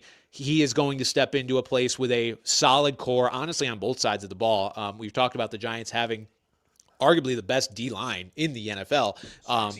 Just the rest of that defense is not anything great. And then offensively, Jackson Dart, if he could stop getting concussed, certainly seems to be their guy. Cam Scadaboo, we think will be back ready to go for next year. And then Malik Neighbors, absolute dog. So I think Harbaugh is the right guy to kind of gel this team together and turn them into a playoff team, because we know that they have the core to make that happen. So even though he's not like I said, not my highest upside sort of head coach, the Giants are the exact kind of team after floundering with Dayball and Joe Judge and all these other motherfuckers the last few years. Yeah, I think they would kill for a guy that they know is at least going to, bring things together nicely. And another thing I'd like to add about that is just the only thing with Harbaugh is he's going to want to be the GM. Like, he's going to want to go to a place where he has the say. Joe Shane is so fucking fireable right now. Like, obviously, Miami just hired a GM. Has Atlanta hired one yet? Am I making that up? No, Atlanta's no. not. So, again, Harbaugh could work there in that sense, but Joe Shane is so easily fireable. And if you pick Joe Shane over John Harbaugh, I mean, the Maras have made a lot of bad decisions in their time. That would be quite the decision there. So I think that's why that fits. And now I'm going to read you the list of the people the Tennessee Titans have interviewed. The whole thing. Lou Anarumo from Indy, the defensive coordinator. I haven't mentioned him yet. Brian Daboll. Jonathan Gannon, for some reason. Jason Garrett, who's been out of coaching for years. And is a good commentator, I will say. Jeff Hafley, Green Bay's defensive coordinator. Vance Joseph. Cliff Kingsbury. The skinniest man on this list, Mike McCarthy. Their interim head coach, Mike McCoy. Mike McDaniel, a lot of mix here. Jesse Minter, the Rams defensive coordinator. Raheem Morris, Matt Nagy, Robert Saleh, Chris Shula, Arthur Smith, Steve Spagnuolo, and Kevin Stefanski. This is the funniest compilation of people. And this guy's the funniest guy of them all. And not the funniness being interviewed. Like, the guy's just funny. I'm going Mike McDaniel here because Cam Ward, I believe in Cam Ward. I think if they build up this line and build up pieces around him, I think he could do something. And, do you think that, like, a Mike McDaniel offense can make Chimere DK, like, a really, really fun piece? Oh, yeah. Like, the guy led the league in all-purpose yards as a rookie. Yeah. Like, he's just an unbelievable target and piece they have. And just of all these guys, and again, talk about stability. McDaniel's been a head coach before. So I think, though, if any team is going to kind of make the wet fart hiring, it's them. It's them that may pick someone like, I don't know, Lou Anarumo or Steve Spagnuolo. If any team's kind of going to pick a guy where you're just like, ew, it's going to be the Titans. But I'll go McDaniel here. I agree with you. When I was putting this list together, I so badly wanted to give the Titans somebody gross just because that feels like what they want at this point, based on who they've interviewed, because they are wasting their own and everyone's and their fans and their quarterback's time by interviewing some of these motherfuckers, Matt Nagy, Jason Garrett, whoever the fuck. But as any astute listener will realize, I have not assigned Kevin Stefanski to a team yet, so I did land on Kevin Stefanski to the Tennessee Titans. I think he would be thrilled to work with a quarterback that is not rapey Deshaun Watson or Shedeur Sanders or Dylan Gabriel. Going with a legitimately talented guy like Cam Ward, I think would be his wet dream. So I am going with Kevin Stefanski to the Titans. I think if the Titans are smart, they would bring him in, assuming the mutual interest. Yeah, I'm going with Stefanski there in Tennessee. So that will do it for our head coaching landing spot predictions. If you guys are a fan of any of these teams, let us know how you feel about our pick for your future head coach. But yeah, as far as the show, that will mostly do it for us here today. We'll end a little early here and get to some viewer questions. But otherwise, enjoy the divisional round of the playoffs. We've got some banger games coming up here. We had some banger games in the first round, and go Patriots, baby. But for Pat Gustafson, I'm Brandon Carney, and we will see you next time. We're blowing loads. Bye-bye. All right, and our viewer preguntas for the day. Got some. One of the guys called me pregnant. Metalhead said, so we finally used Matthew Golden. He scored. Yeah, again, it was after the catch kind of thing. And, like, yes, that's impressive, and we love to see that. But also, you need a guy to, like, get open more and run more routes that are standard if I'm going to believe that you're going to be a real producer going forward. But yes, it was nice to see him at least flash a little bit. Poffy with 199, no message. Thank you very much. And Omega with 199, I think also. Oh no, there's a message there. It's cut off. Ravens tried to warn the Chargers about Roman. Yeah. I don't think anybody was like. I remember when Greg Roman went to the Chargers, we weren't like thrilled about the offensive outlook as a whole. We were thrilled about the prospects of the run game being good and about Herbert possibly running the ball, which he did. Herbert ran the ball a lot more. They showed on the broadcast he was second in the league among quarterbacks in rushing yards. He was only Josh Allen. So only behind Josh Allen, which honestly wild that those two guys were at the top. I mean, I guess that's what you get when you have a year of Jaden Daniels being hurt and Lamar Jackson being hurt. But kind of surprising that there was no Jalen Hurts there or, even Drake May. So yeah, definitely interesting there. But yeah, Greg Roman not the best. Ren with $5, thank you, said, oh yeah, go ahead. Any NASCAR fans in the chat, drop in. I want to talk to you after this. Ren, our boy Ren, known Vampire League loser.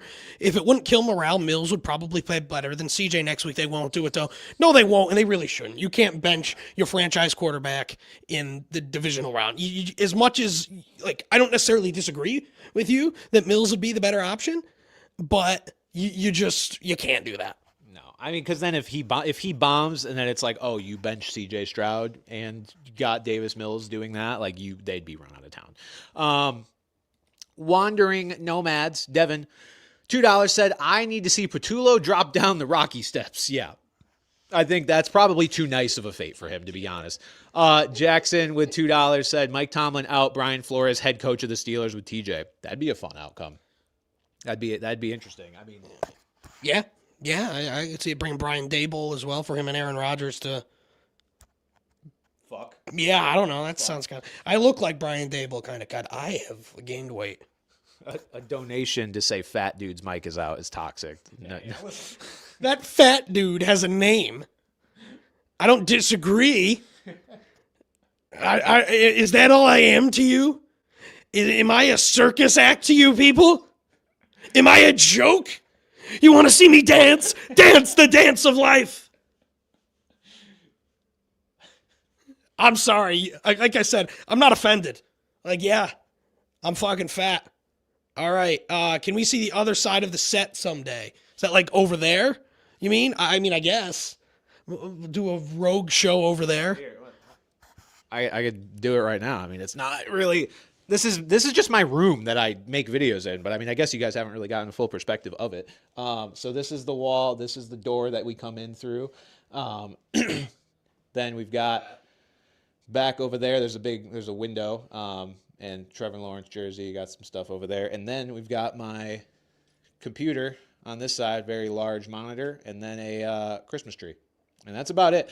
This room is, still a bit of a work in progress. We're going to be making some upgrades to it eventually, but that is kind of where we stand right now. I guess this is good enough for the end of the show. Yeah.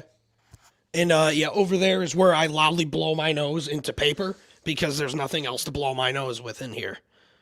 All right. Omega, thank you again, Omega. We're not talking about Matt Ryan being the CEO of the Falcons. They're making it 28-3 the CEO of the team that constantly chokes. Make it make sense. That's a great thing. Holy shit, Ren, man. We're not... make it make sense. Matt Ryan's a great choice for that.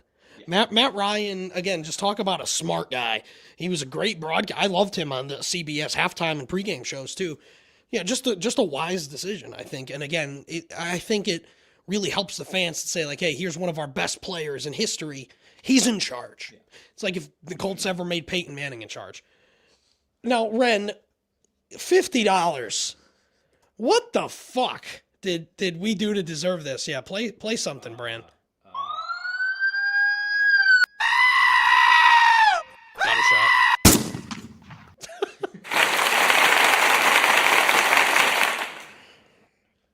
I think that about sums it up. Yeah, Ren, thank you so much for that, Ren.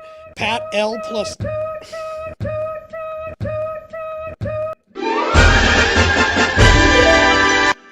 now that sums it up. Pat L plus no playoffs for you, both of you. What was your favorite NFL season ignoring own teams? This has to be the most fun with a parody and insane games. Curious about y'all. Love y'all. Looking forward to the offseason. Ren, God, thank you so much. Ren has been a day one back when we were on the other channel with about 20 viewers. Ren, Lucian, FPS Gandhi, a lot of the Alex, shout out a lot of the day oneers. Thank you, Ren. It's so hard to ignore favorite teams because obviously the Giants, the first Giants miracle run was the first year I really got into football. And like I would memorize the whole Giants roster. That was when I started making spreadsheets. I would just make a list of everyone on the Giants. So that season was just magical. Another one I really liked was the year the Steelers beat the Cardinals in the Super Bowl. Yeah. Just kind of Kurt Warner in his twilight almost led the Cardinals to a Super Bowl, and that was a great Super Bowl itself. So I'm dating myself. Those are both back in the 2000s, but that would be my answer. Yeah, I think a lot of my favorite seasons were definitely like fantasy related stuff. So thinking back, like any of the years where I was lucky enough to win, I love those. But funny enough, the one season that stands out that wasn't influenced by, also the Patriots winning a Super Bowl, which they've thankfully done a lot in my lifetime, is the year of the Rams and Bengals Super Bowl. I think that's a feel-good Super Bowl for a lot of people.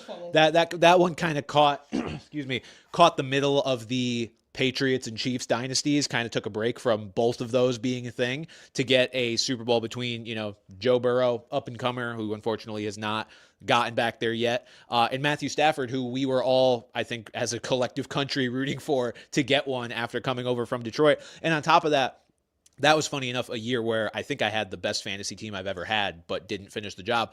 But it was such a fun year because I had Cooper Kupp that year, and Jesus Christ, Cooper Kupp, man, Triple Crown Cooper Kupp.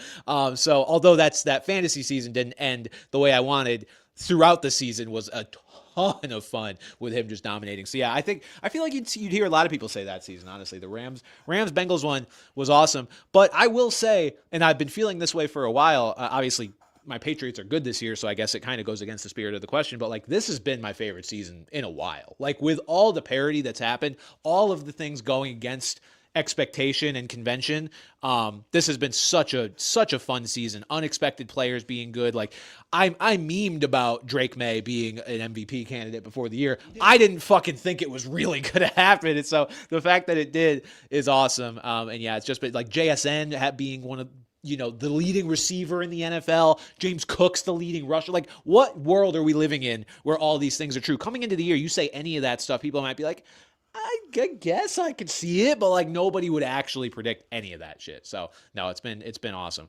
Noah said, "Sorry, Pat, all love here." Again, you're not wrong. My weight has fluctuated severely in the 3 years.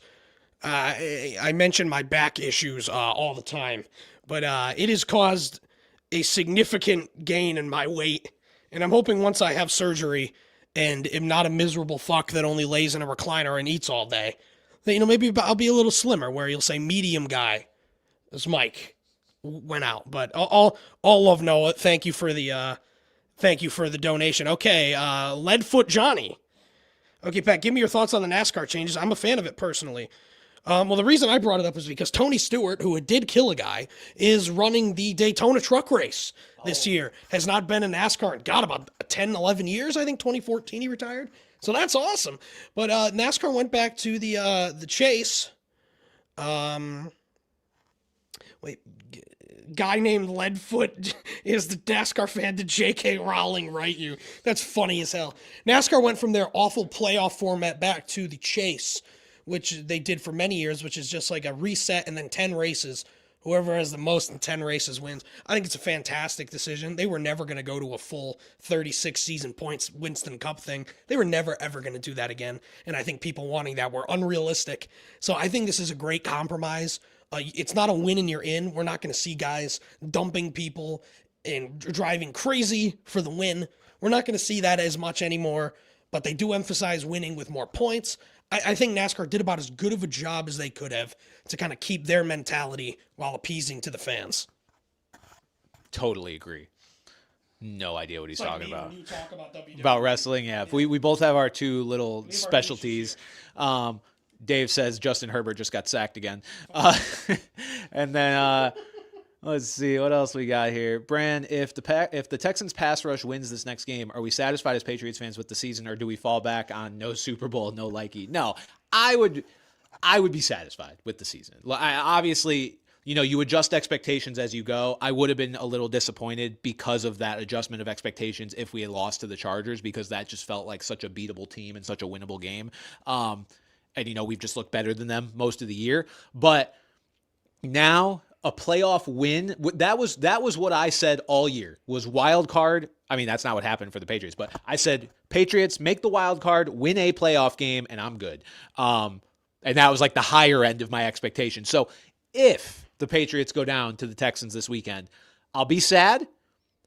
Ultimately, I'll be all right. Like, that is, we are so far ahead of schedule right now. It is diabolical. The Patriots have, I think, the most cap space in the league heading into the offseason, with a team that is at least Super Bowl caliber, if not Super Bowl favorite level, playing right now. So I am, I would be okay with it ultimately. I'm going to lose here. The Panthers have picked up Bryce Young's fifth-year option, $26.5 million, which, when you look at this 2 years ago, that would have probably been, they benched him for Andy Dalton. There would have been no chance. So, again, we talked a lot about Bryce Young. So, kind of to put a bow on that. Ooh, Pat, where is Skylar Bell? Where is Skylar Bell going to go? Go UConn and the Pats. I think he would be a phenomenal pick for the Raiders, like, genuinely, because they need wide receivers badly. I mean, they have Jack Bash, they have Trey Tucker, who's a fun piece, but, like, they need a true wide receiver who's going to go out on the outside. But, you're going to draft Fernando in the first. I think you need a tackle at 33. Skylar Bell in round 3 or 4 is the perfect thing for the Raiders. The Raiders, I think they need to draft at least 2 wide receivers here. I think Skylar Bell is a perfect fit for that. Yeah, they could really use just a nice over-the-middle possession receiver, Exactly. like a Jacoby Myers. Dave said $150 donation, and Pat starts showing his feet on cam. Crazy work, runs to bank. Pat shows his feet for free throughout the show. You just have to be paying attention. But yeah, it is no God, that hurts so bad. It is no coincidence that the money makes them come out as well. Ren said 1 donation, and Pat stops flaming my playoff performance. Take notes, y'all. We all got schooled by, I don't know how old Eliza is, so I don't want to call her a little girl, but for all intents and purposes, we all got beat by a little girl. It's, very true. Shout out, Eliza. Manny said, Brand, who's winning the Royal Rumble for the men and the women? My early picks are a returning Bianca Belair wins the women's Rumble. And I'm gonna go a little crazy for the wrestling fans. If you know, you know. I think a debuting Obafemi wins the men's Royal Rumble. They are projecting that man as a tank monster freak. Pat, I know the name Femi is very funny, but if you were to see Obafemi, he is. Why is his name? Is that his actual name? No, it's his ring. It's like, I think it's like a Nigerian descent thing. He is a Nigerian man. This man, utterly terrifying. So yeah, I don't know. But those are my picks. But I think that'll do it for the show today, guys. Thank you for tuning in. We appreciate all of you, and we will be back next week to react to the divisional games and whatever shit happens. Yes, I'll charge up these mics. But for now, for Pat Gustafson, I'm Brandon Carney.